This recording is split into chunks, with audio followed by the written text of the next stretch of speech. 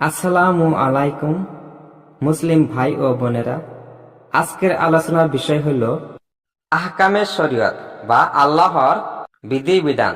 বান্দার কর্ম ও আমল সংক্রান্ত আল্লাহ প্রদত্ত বিধিবিধানগুলো 8 প্রকার: ফরজ, ওয়াজিব, সুন্নত, মুস্তাহাব, হারাম, মাকরুহে তাহরিমি, মাকরুহে তানজিহি ও মুবাহ। ফরজ অকাট্য দলিল দ্বারা প্রমাণিত বিধানকে ফরজ বলা হয়। অজর ছাড়া ফরজ ত্যাগকারী ব্যক্তি ফাসিক ও শাস্তির যোগ্য।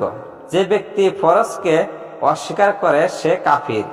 ফরজ আবার 2 প্রকার: ফরজে আইন ও ফরজে কিফায়া। ফরজে আইন এরূপ বিধানকে বলা হয় যা প্রত্যেকের করা আবশ্যক।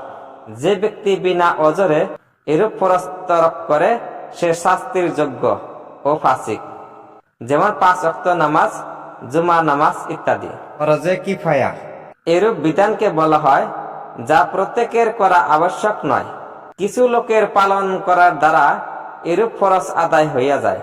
কিন্তু কেউ যদি তা পালন না করে তবে সবাই গুনাহগার হয়, যেমন জানাজার নামাজ ইত্যাদি। ওয়াজিব অর্থবোধক দলিল দ্বারা প্রমাণিত বিধানকে ওয়াজিব বলা হয়। যে ব্যক্তি কোন রকম ব্যাখ্যা বা সংশয়জনক আপত্তি ব্যতি রেখে বিনা ওজরে এরূপ বিধানকে তরক করে সে ফাসিক বা শাস্তির যোগ্য। যে ব্যক্তি ওয়াজিবকে অস্বীকার করে সেও ফাসিক বটে, তবে কাফির নয়। যে ব্যক্তি ওয়াজিবকে অস্বীকার করে সেও ফাসিক, তবে কাফের নয়। সুন্নত যে কাজ নবী করিম সাল্লাল্লাহু আলাইহি সাল্লাম বা সাহাবায়ে কেরাম রাদিয়াল্লাহু আনহু করেছেন তাকে সুন্নাহ বলে।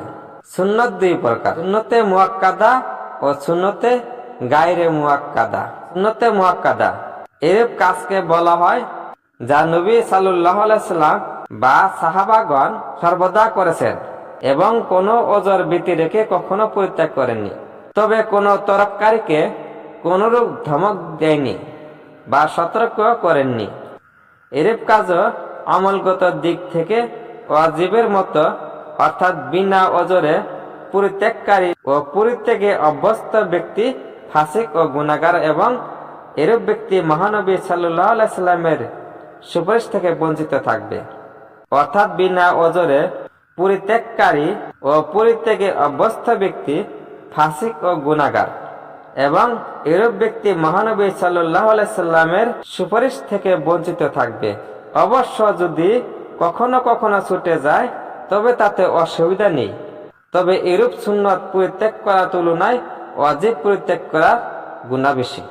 সুন্নতে গায়রে মুআক্কাদা এরূপ কাজকে বলা হয় যা মহানবী সাল্লাল্লাহু আলাইহি সাল্লাম বা সাহাবায়ে কেরামগণ করেছেন এবং অজর ব্যতি রেখে কখনো কখনো তরকও করেছেন।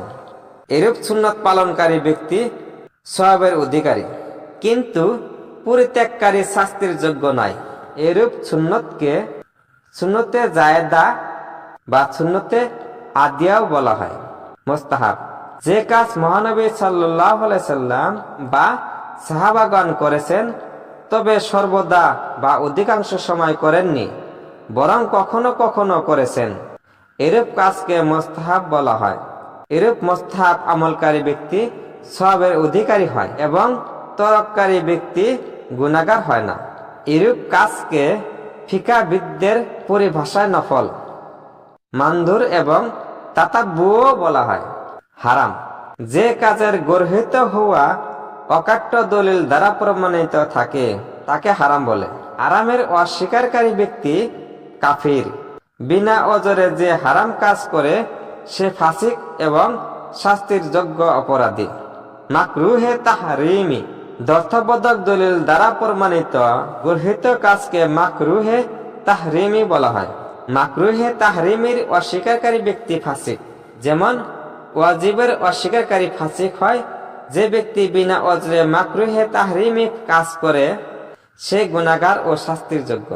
মাকরুহে তানজিহি যে কাজ না করলে সওয়াব হয় এবং করলে শাস্তি হয় না, এরূপ কাজকে মাকরুহে তানজিহি বলা হয়।